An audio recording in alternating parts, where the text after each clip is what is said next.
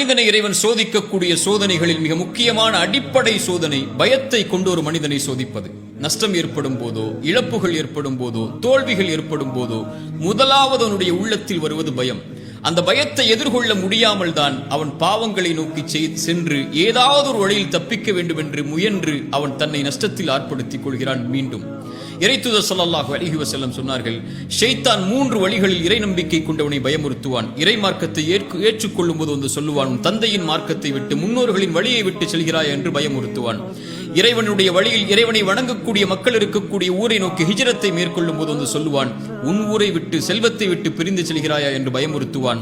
3வது இறை வழியில் போராடச் செல்லும் போது வந்து சொல்லுவான், இதில் உயிரிழப்புகள் ஏற்படும், உன் மனைவியை பிரியக்கூடிய நிலை ஏற்படும் என்று பயமுறுத்துவான். இந்த 3 பயத்தையும் உடைத்தெறிந்து யார் இறை வழியில் போராடி மரணிக்கிறாரோ அவருக்கு சொர்க்கத்தை இறைவன் கட்டாயமாக்குகிறான் என்று இறைத்தூதர் ஸல்லல்லாஹு அலைஹி வஸல்லம் சொன்னார்கள். சோதனைகளின் போது, கஷ்டங்களின் போது, இருள்களின் போது ஏற்படக்கூடிய பயம்தான் ஒரு மனிதனை நிலை தடுமாறச் செய்கிறது.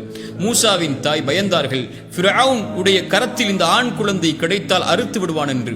இறைவன் கூறினான் மூசாவின் தாயை பார்த்து, லா தஹாஃபி, பயம் கொள்ளாதே மூசாவின் தாயே, ஆற்றில் விடு, நான் சொல்கிறேன் விடு, இந்த குழந்தையை உன்னிடத்திலே மீட்டு கொண்டு வருவேன் என்று. எந்த ஃபிரௌனுடைய கரத்தில் கிடைத்தால் அறுத்து விடுவான் என்று பயந்தார்களோ அதே ஃபிரௌனுடைய கரத்தாலேயே மூசாவின் தாய்க்கு அந்த குழந்தையை கொடுக்க செய்தான் இறைவன், இல்லையா?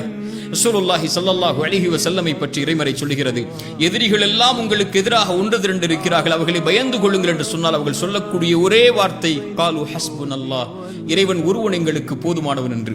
மூசா ஹாரூன் ஃபிரௌனிடத்தில் இறைமறை செய்திகளை எடுத்துச் செல்ல பயந்தார்கள்.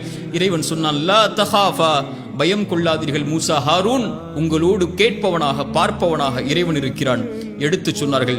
ஆனால் ஒன்றை மறந்து விடாதீர்கள், அதுதான் நம்முடைய வாழ்வில் ஏற்படக்கூடிய